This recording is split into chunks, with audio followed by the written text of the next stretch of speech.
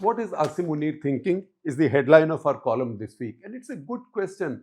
We don't know him. We know some track record and we can draw some conclusions from there. That is what I'm trying to do based on the man's track record and his actions so far to read his mind.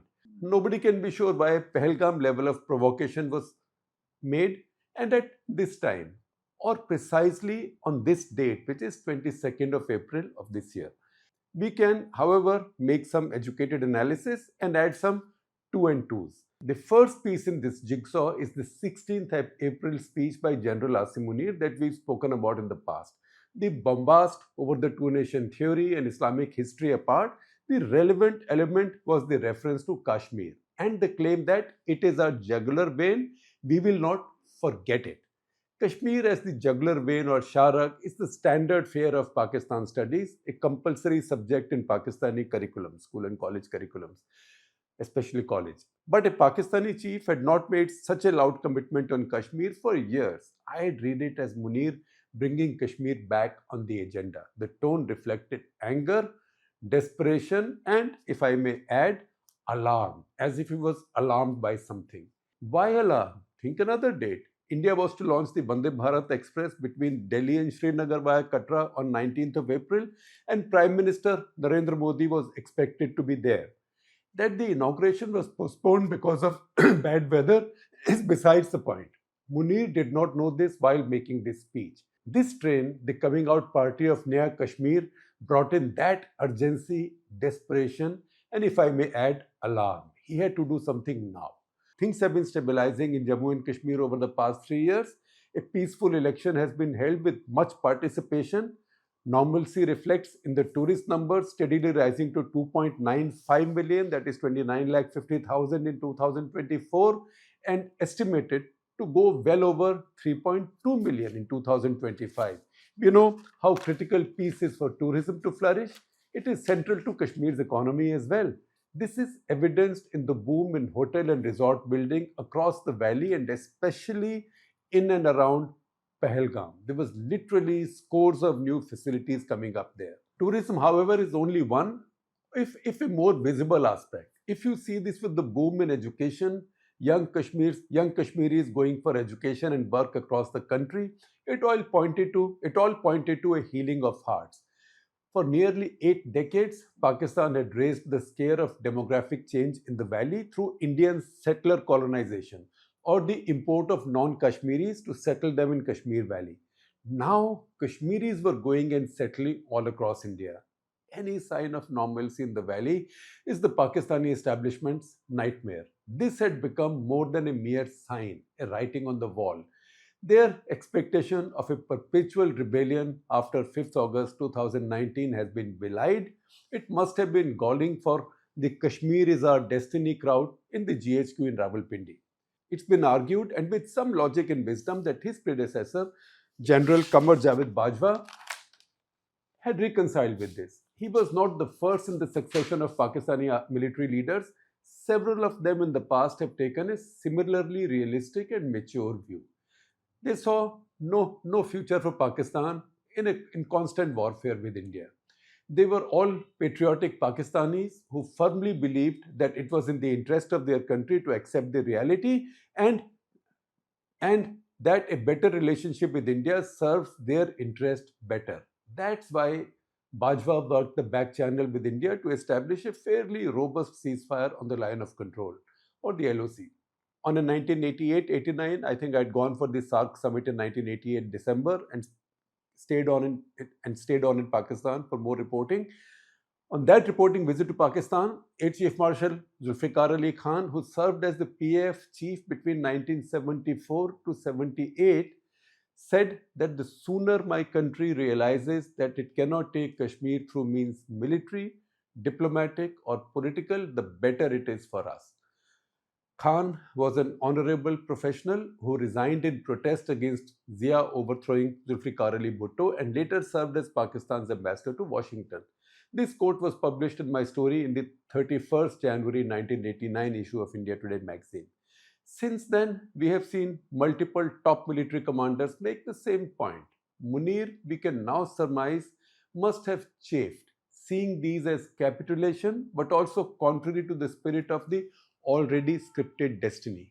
Commissioned at the peak of Zia's power in 1986, he would personify the phenomenon that is sometimes described in the Pakistani debate or discourse as Zia Bharti, the Zia recruits. It's been presumed that many of these officers are more Islamist and thereby believers in scriptural destiny. Likha hua hai. Zia was deeply Islamic too and a follower of Maulana Maududi. Whether he was also a believer in the scriptural destiny, we cannot say because definitely he had not imagined what destiny had scripted for him. I do not have enough yet to offer an analysis of his other corps commanders, that is Munir's other corps commanders, just that they are all of the Zia Bharti vintage. Munir took over power, and that's the expression we safely use for succession in Pakistani army in particularly fortuitous circumstances. He was to retire 2 days before the superannuation of Bajwa, his predecessor. This had put him out of contention for chief. But in an incredible and intrigue filled twist, the likes of which you can only see and imagine in Pakistan, he was named chief, a 4-star general, days before his retirement. 2 days before his retirement, probably because he promised to fix Imran Khan, which by the way he did. This gave Pakistan the unprecedented distinction of having two serving chiefs for 2 days. He is also unique in that he is a graduate of Pakistan's Officers Training School, OTS, what we call as OTA in India, Officers Training Academy in Chennai, and and not from the more fancied Pakistan Military Academy (PMA), which is the equivalent of our IMA. In the subcontinental armies, the OTS produces short service commissioned officers who serve some time in the army or armed forces and then go back to civilian life. They never rise to be the chief. Munir is the first in the subcontinent, at least to the extent I've been able to find out. More unexpected twists prepared him for the top job. He was the ISI chief when Pulwama happened. Not long after, having served only 8 months as ISI chief, having done Pulwama during that period, Bajwa decided to move him. He was accommodated as corps commander in Gujranwala. This was a career breakthrough for him. In Pakistan, to become chief, you must have served as corps commander at some point. Fate checked this box for him. If he had continued on in ISI, it would not have happened. Now that destiny has changed all rules of humans and installed me in this position, he might have thought, it must have a higher purpose for me. Destiny must have a higher purpose for me, he might have thought. He destroyed all his political challenge. He jailed Imran Khan and wife Bushra. As he had promised people who put him in this position, he jailed both husband and wife on multiple serious charges. Institutionally fixed the election by having the most popular party, Imran Khan's Pakistan Tehreek-e-Insaf, from contesting, installing a government, thus elected without an opposition.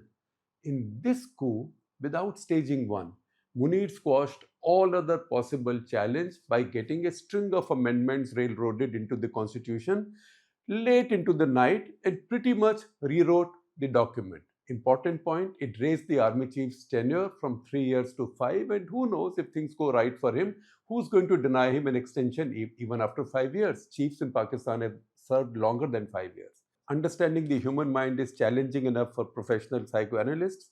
It is an imprecise science. For a mere journalist, it might even be reckless. If you stack up all the facts, however, and stay with that destiny must have a higher purpose for me mindset, you can translate that 16th April speech better. Kashmir's return to normalcy for him had to be reversed. Pahalgam wasn't plotted in the week before the speech and the massacre. It must have taken several weeks, if not months, of planning. The choice of personnel, place, method for maximum impact, escape routes, the cover, everything had to be planned. Soumya Pillai, who covers science for us, made this curious and very significant discovery that private orders on Maxar technologies for high-resolution satellite pictures of the Pahalgam region rose considerably in February this year. We cannot draw any connection or conjecture, but a tiny private Pakistani company became a Maxar partner. It was founded by a dodgy Pakistani businessman convicted in America in the past for subverting export rules to get sensitive technologies for Pakistani nuclear agency. Do such coincidences happen? Search me. Why would 12 orders we placed with Maxar for Pahalgam pictures in one short month. February is a short month. In one short month, against an average of less than 2 across 12 months prior. In fact, they were 14 over the previous 2 months. So it's just over 1.5. And none in March, none in the month after February, none in March. See it this way. If the plan was ready, as it must have been, it was waiting for the right day. If our reading of Munir is right, the launch of the first ever direct train service from Delhi in Munir's view, India, in Munir's view, to Kashmir would be that one big turning point in the valley's mood and its integration with India. Would be that one big turning point in the valley's mood and its integration with India. He had to thwart that at any cost, even risking war.